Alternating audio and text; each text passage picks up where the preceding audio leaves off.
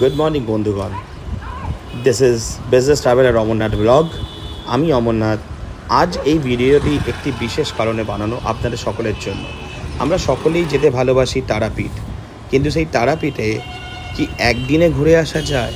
অর্থাৎ a day trip to Tarapith. আর সেই ট্রিপটা করেই দেখাবো এই ভিডিওতে। আমি হাওড়ায় থাকি, আমি তাই একটা অটো ধরে সকাল 5:30 নাগাদ পৌঁছে যাই হাওড়া স্টেশনে। তখন সবে মাত্র সানরাইজ হচ্ছে এবং সেটি দেখতে হাওড়া ব্রিজের পাশটাকে বেশ ভালোই লাগছিল। যাই হোক, আমি হেঁটে যাচ্ছি হাওড়া স্টেশনের দিকে। আমি এখন পৌঁছেছি হাওড়া স্টেশন ওল্ড ব্লকের ঠিক সামনে বা ওল্ড কমপ্লেক্সের ঠিক সামনে।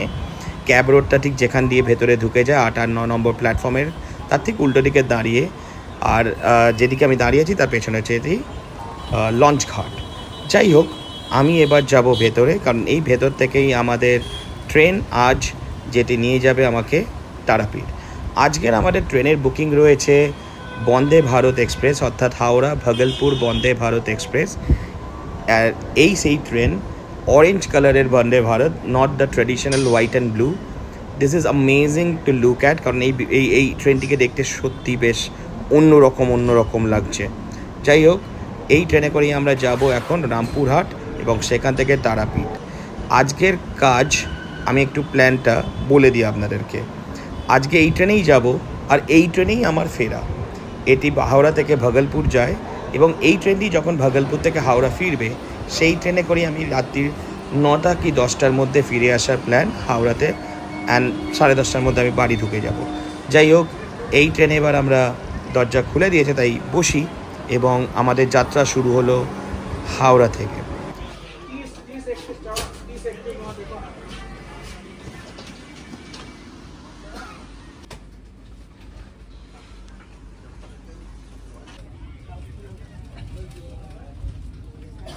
এই ট্রেনটি ছাড়ার টাইম ঠিক 7:45 আর এক্স্যাক্ট টাইমেই এই ট্রেনটি ছেড়ে দেয় হাওড়া স্টেশন ভাগলপুরের উদ্দেশ্যে, কিন্তু আমি নামবো রামপুরহাট।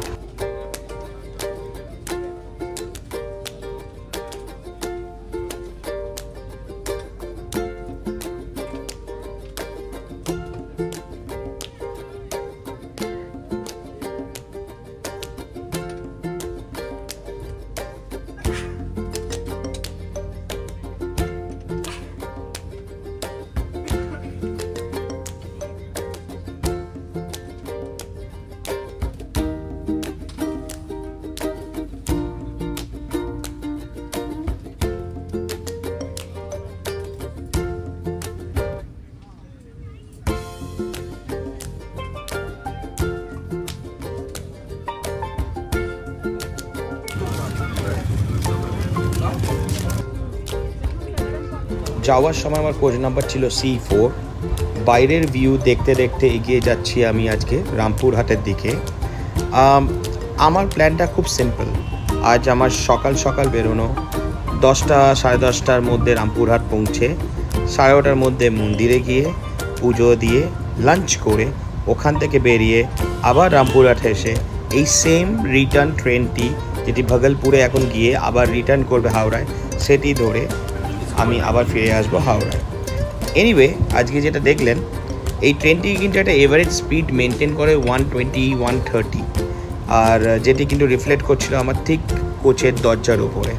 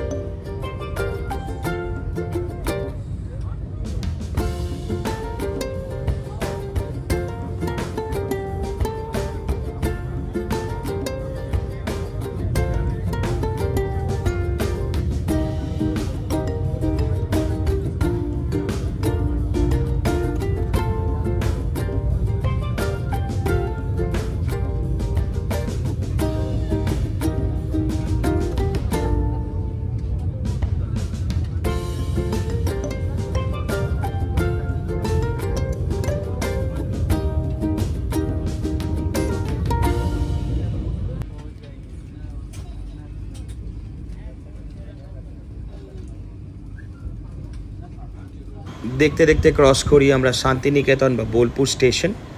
এই পরের স্টেশনই হচ্ছে কিন্তু রামপুরহাট। এই বোলপুর স্টেশনই হলো এই ট্রেনের প্রথম হল্ট বা প্রথম স্টপেজ। এখানে এই ট্রেনটি দাঁড়ায় অ্যারাউন্ড 2 থেকে 3 মিনিট এবং এখান থেকে বেরিয়ে সেকেন্ড স্টপ হচ্ছে রামপুরহাট, যেখানে আজকে আমি নেমে যাব এই ট্রেন থেকে।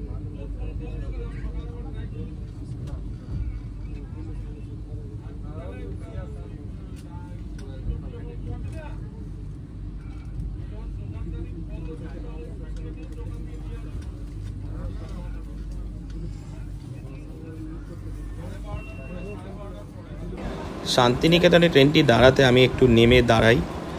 ওয়েদার বেশ খুব গরম যে তা বলবো না, কিন্তু হ্যাঁ হালকা একটা গরমের আভাস পাওয়া যায় বীরভূমে। যাই হোক, ট্রেন ঠিক সময় মতো স্টেশন ছাড়ে, মানে সময় মতো বলতে 2 মিনিটের গ্যাপ যেটা সেইটুকুনি দিয়েই ট্রেনটি ছেড়ে দেয়, কিন্তু ট্রেন চলছিল প্রায় 20 মিনিট লেটে।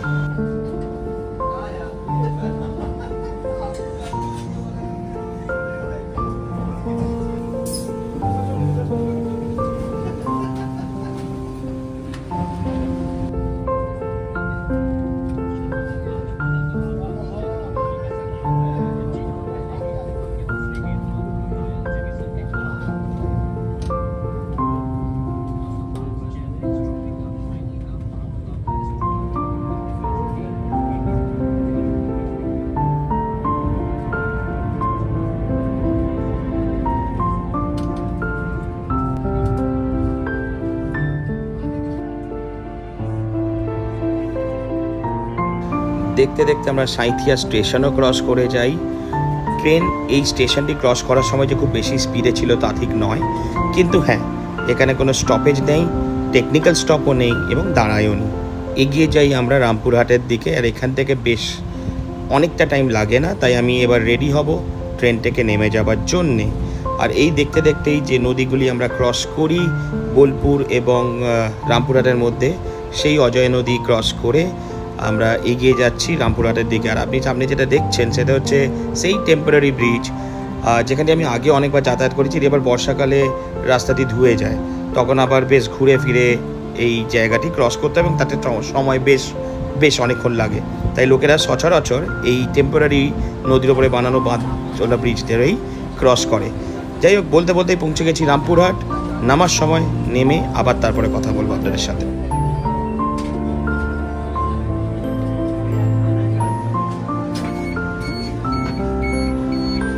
এই বন্দে ভারত ট্রেনের এই অটোমেটেড যে দরজা খোলা বন্ধ হওয়ার সিস্টেমটি দেখতেও যেমন ভালো, ঠিক ততটাই ভালো in terms of safety and security of passenger travelling.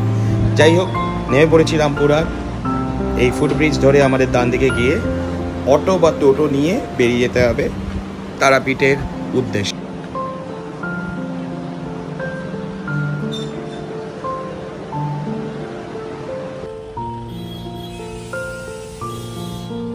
এটি হচ্ছে রামপুরহাট স্টেশনের ঠিক বাইরেটা। এইরকমই দেখতে মন্দিরের স্ট্রাকচারে একটি বিল্ডিং বানানো, এবং সেটি দেখলেই মনে হয় বেশ যেন আমরা তারাপীঠ মন্দিরের আশেপাশে পৌঁছেই গেছি প্রায়। এখান থেকে 9 কিলোমিটার 8 কিলোমিটারের মতো একটি ডিস্টেন্স আমাদের কভার করতে হয় রামপুরহাট স্টেশন থেকে তারাপীঠ।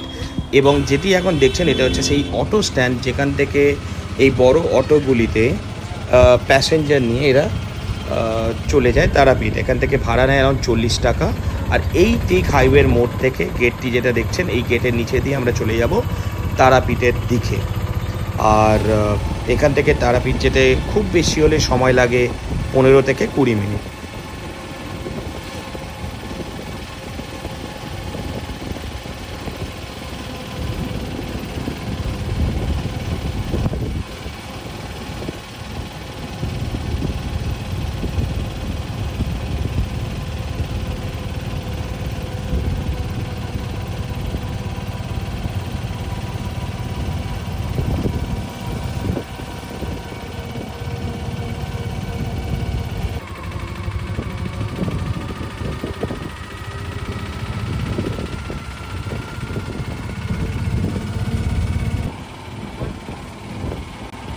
আপনাদের জানিয়ে রাখা ভালো, এখানে আপনারা রিজার্ভ টোটো বা অটো নিতে পারেন, তাতে ভাড়াটি একটু বেশি পড়বে।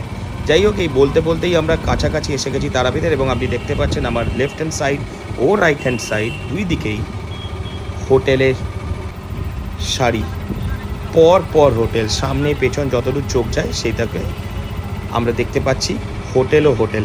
এইটুকুনি বলতেই পারি, তারাপীঠে কেউ যদি হোটেল রিজার্ভ করে নাও আসেন, এখানে রুম পেতে অসুবিধা কারোরই হবে না। 200 টাকা গেস্ট হাউস থেকে 5-6 হাজার টাকার রিসর্ট বা 3 স্টার 4 স্টার প্রপার্টি পর্যন্ত সব কিছুই অ্যাভেলেবেল আছে এই তারাপীঠ অঞ্চলে।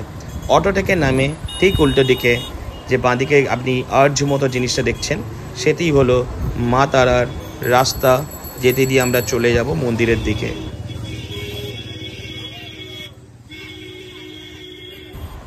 অটো থেকে নেমে উল্টো দিকে তারা মা সরণী, এই সেই গলি যেটা দিয়ে আমরা সোজা চলে যাব তারাপীঠ মন্দিরে, যেটি আমাদের বাঁদিকে পড়বে এবং তার দিকে পড়বে মহাশ্মশান। যাই হোক, এই প্রথম দোকান যেটি দেখলেন ওটা হচ্ছে সেই দোকান যেখানে বড় বড় ল্যাংচা দেখতে পাওয়া যায়। সেই সব দেখতে দেখতে এগিয়ে গেলাম আমার পান্ডার যে অফিস তার দোকান সেখানে, এবং উনি আমার ব্যবস্থা করে পুজো দিয়ে দিলেন। আধ ঘন্টার মধ্যে আমার পুজো হয়ে গেল, কারণ আমি ভিআইপি পাস দিয়ে গেছিলাম, কারণ আমার একদিনে পুজো দেওয়া, তাই ভিআইপি পাস ছাড়া কোনো রাস্তা ছিল না। আপনি যদি ওখানে থাকেন তাহলে 3-3.5 ঘন্টার একটা জেনারেল লাইনে ভিড় থাকেই, যেটা মোটামুটি আপনি যদি নিয়ে থাকতে পারেন তাহলে করতেই পারেন, মানে 3 ঘন্টা 3.5 ঘন্টা লাইন দিয়ে। আমি যেহেতু টাইমের একটা কনস্ট্রেন্ট ছিল, তাই আমি ভিআইপি পাসের 500 টাকার একটা পাস নিয়ে আমার পান্ডার সাথে গিয়ে আমি পুজো দিয়ে আসি।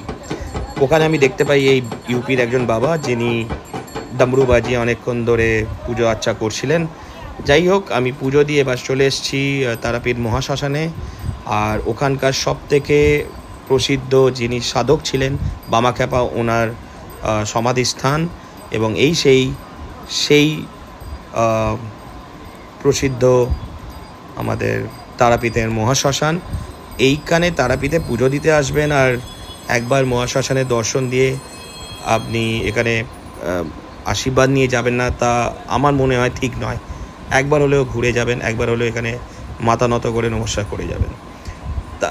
পরেও আমার কাছে এতটাই সময় ছিল যে আমি একটু মার্কেটটা ঘুরে দেখলাম। মার্কেট বলতে এই যে তারা মা সরণী, তার দুদিকে অনেক দোকান, সেই দোকানগুলো ঘুরে দেখা যায়, জিনিসপত্র নেওয়া যায়, এবং করে আমি আবার ফিরে আসি আমার যিনি পান্ডা ছিলেন ওনার দোকানে বা ওনার অফিসে। ওখানে উনি ভোগের ব্যবস্থা রেখেছিলেন ওনার যারা আমাদের মতো লোকজন গেছে তাদের জন্য, এবং সেখান থেকে আমাকেও একটু ভোগ খাওয়ার ব্যবস্থা করে দেন, তার জন্য আমি সত্যি কৃতজ্ঞ। আর এটি হচ্ছে আমার পান্ডার অফিসের পেছন দিক দিয়ে সেই শর্টকাট, যেখান দিয়ে এই সিঁড়ি দিয়ে আপনি চলে যেতে পারেন মন্দিরে। এই হচ্ছে আমার পান্ডার অফিস, যেটা একটু পজ করে আপনারা দেখে নিতে পারেন, তার ওনার ডিটেলস কন্ট্যাক্ট করতে পারেন, কারণ ইনি আপনাকে পুজো করে দেবেন বেশ ভালোভাবে, খুব সুন্দরভাবে ফুল যা যা লাগে সব কিছু দিয়ে। আর এটি হচ্ছে মূল দরজা, যেখান দিয়ে আপনি মন্দিরে যেতে পারেন। যদি আমাদের পান্ডার দিয়ে যান তাহলে পেছন দিক দিয়ে শর্টকাট দিয়ে উনি ঢুকিয়ে দেন, বাট নাহলে এই রাস্তাটা দিয়ে আপনি মন্দিরে যেতে পারেন। আর তার ঠিক উল্টো দিকে যে গলিটা দেখলেন, এই গলিটা দিয়েও আপনি মহাশ্মশানের পেছন দিকের রাস্তাটা দিয়ে যেতে পারেন। যাই হোক, আমার পুজো দেওয়া হয়ে গেছে, এবার আমার ভোগ খাওয়া হয়ে গেছে, আমার মোটামুটি যা জিনিসপত্র নেবার ছিল সেগুলো হয়ে গেছে। একটু লাঞ্চ করে নেওয়াটা দরকার, আমি বাড়ি পৌঁছবো সেই রাত্রিরে, এবং ডিনার হবে মোটামুটি সেই বন্দে ভারতের রিটার্ন ট্রেনে। তাই আমি চলে আসি বিনা পানি হোটেল এবং রেস্টুরেন্টে। এদের এই রেস্টুরেন্টে কিন্তু বেশ ভালো খাওয়া দাওয়ার ব্যবস্থা রয়েছে। একটু পজ করে এর দাম বা যা যা আছে সেগুলো একটু দেখে নিতে পারেন। মেনু কার্ডের ছবিটা তুলে ধরলাম আপনাদের সাথে। এয়ার কন্ডিশন, বেশ পরিষ্কার পরিচ্ছন্ন জায়গা। আমি এখানে নিয়েছিলাম চিকেন থালি, এবং বেশ ভালো খাওয়া দাওয়া, সব রকমের অ্যারেঞ্জমেন্ট ছিল ভালোই। আর এরা লাস্ট পাতে কিন্তু একটু মিষ্টিও দেয়, তাই ভালোই লাগবে আপনাদের। আর ফেরার পথে সেই ল্যাংচার দোকান, মানে 2 ইঞ্চি থেকে নিয়ে মোটামুটি 16 ইঞ্চির ল্যাংচা আপনি এখানে সবই পাবেন। করতেই আমি চলে আসি তারা মা সরণীর সেই আর্চের নিচে, অর্থাৎ গেটের বাইরে। আর এই সেই দ্বারকা নদী, এখন সেই মতো জল আপনি দেখতে পাচ্ছেন না, কিন্তু যখন বর্ষাকাল হয় বা বৃষ্টি হয় তখন কিন্তু এখানে বেশ জল থাকে।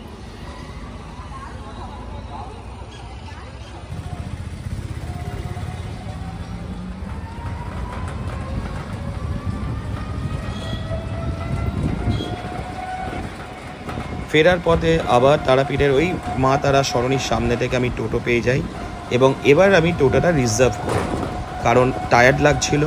রিজার্ভ করে একা একটু বসে দুদিকের মনোরম গ্রিন গ্রিনারি দেখতে দেখতে আমি যাতে ফিরতে পারি, তাই একটা রিজার্ভ টোটো রিজার্ভ করতে আমার এখানে খরচ হয় 150 টাকা, কিন্তু নর্মালি এই ভাড়া চলে যায় 200 থেকে 250 টাকা। বাট যাই হোক, আমার পড়েছিল 150 টাকা সেই দিন। আপনি ডান দিকে দেখলেন লারিকা, আর এই বাঁ দিকে হচ্ছে সোনার বাংলা হোটেল। একটু এক্সপেন্সিভ, কিন্তু হ্যাঁ বেশ ভালো এদের সার্ভিস। আপনারা চাইলে এখানে এসেও থাকতে পারেন যদি আপনারা 1 রাত্রি বা 2 রাত্রি থাকার প্ল্যানে থাকেন। এছাড়াও ছোট বড় অনেক হোটেল আছে, এবং আমি যেদিকে এগিয়ে যাচ্ছি অর্থাৎ রামপুরহাটের দিকে, সেদিকেও প্রায় 1 কিলোমিটার পর্যন্ত অনেক হোটেল ডান দিক বাঁ দিকে আপনি পাবেন। এই হোটেল যেটা দেখছেন ইজি রিল্যাক্স যশোদা ইন্টারন্যাশনাল, এখানে আমি একবার ছিলাম। এটি বেশ মন্দির থেকে 1.5 থেকে 2 কিলোমিটার আগে। আর এই যে গেটটি দেখছেন, এটা দেখলেই মনে হয় তারাপীঠ পৌঁছলাম। যাই হোক, যখন আসছিলাম তখন যেহেতু আমি 40 টাকার শেয়ার অটোয় আসছিলাম, আমার ক্যামেরা দিয়ে আমি এটা তুলতে পারিনি। বাট হ্যাঁ, ফেরার সময় ঠিক তুলে ধরলাম আপনাদের জন্য। আর এই গেটটি যখন আপনি দেখবেন রামপুরহাট থেকে আসার সময়, বুঝতে পারবেন যে আপনি রামপুরহাট ছেড়ে এবার তারাপীঠের কাছাকাছি পৌঁছেই গেছেন।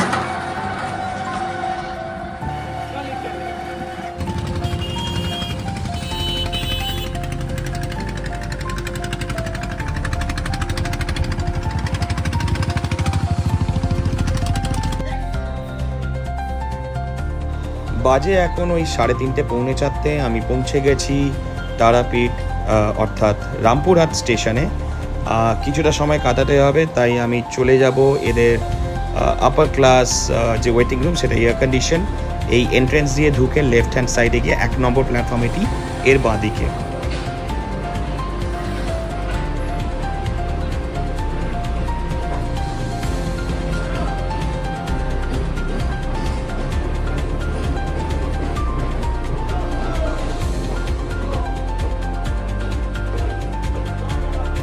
ট্রেনের আনাগোনা দেখতে দেখতে ঢুকে গেলাম ওয়েটিং রুমে।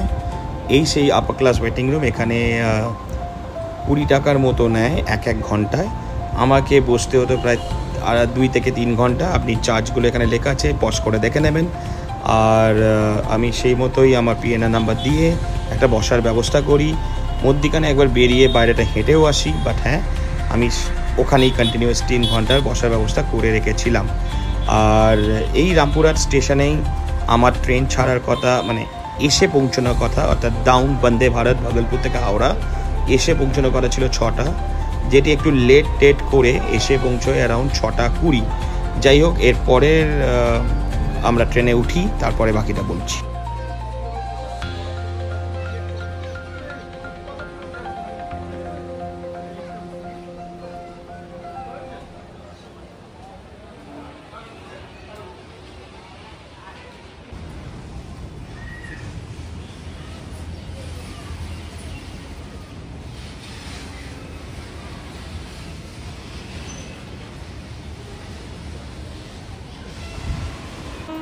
ট্রেনে ওঠার সময় হয়ে এসছে, ট্রেন আসছে, অ্যানাউন্সমেন্ট করে দিয়েছে। কিন্তু একটা কথা জানিয়ে রাখা ভালো, যা দেখলেন আমি 5:30টায় বাড়ি থেকে বেরোই, কারণ আপনাদের জন্য এই ভিডিওটা তুলে ধরা দরকার ছিল হাওড়া স্টেশন থেকে। তাই আদারওয়াইজ 6:30টাতেও আমি হাওড়া থেকে বেরোতে পারতাম, কারণ আমার বাড়ি থেকে হাওড়া স্টেশন খুব কাছে। আর ট্রেনটি ছাড়ে 7:45। এখানে পৌঁছানোর টাইম 10টার কাছাকাছি। আমার ট্রেন একটু লেট করে এবং আমি পৌঁছি 10:30। আমার কিন্তু পুজো দিয়ে মন্দির ফিরে আসি, ভালো লাইন ছিল। আমি ভিআইপি পাস দিয়েও আমার প্রায় 45 মিনিট মতো লেগেছে। তাতেও আমি মন্দির ফিরে আসি, লাঞ্চ ফাঞ্চ করে এই স্টেশনে ফিরে আসি, লাঞ্চ টাঞ্চ করে অ্যারাউন্ড 3:45। এবং এখন বাজে 6:20। এই ডাউন ভাগলপুর হাওড়া বন্দে ভারত এক্সপ্রেস, যেটিতে সকালবেলা আমি এসেছিলাম, সেটি ফিরে আসছে হাওড়ার উদ্দেশ্যে। এখন আমার কোচ নাম্বার C6। উঠি, তারপরে বাকিটা দাঁড়াচ্ছি।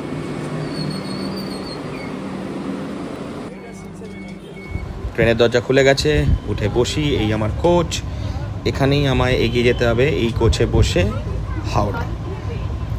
তাহলে মোটামুটিভাবে বুঝতেই পারলেন আমার একদিনের ট্রিপ করে আমি দেখালাম, এবং এটি পসিবল। তাই যারা কাজের চাপে আছেন, কাজে ব্যস্ত আছেন, কোনো একটা দরকারে আপনার মনে হচ্ছে তারা মায়ের পুজো দিয়ে আসবেন, আপনারা কিন্তু একদিনেও করে আসতে পারেন। তাই ওখানে গিয়ে ওভারনাইট স্টে করা বা অ্যাডিশনাল স্পেন্ড করার কোনো দরকার নেই। এখন বাজে 9:45, আমি কিন্তু হাওড়া স্টেশনে।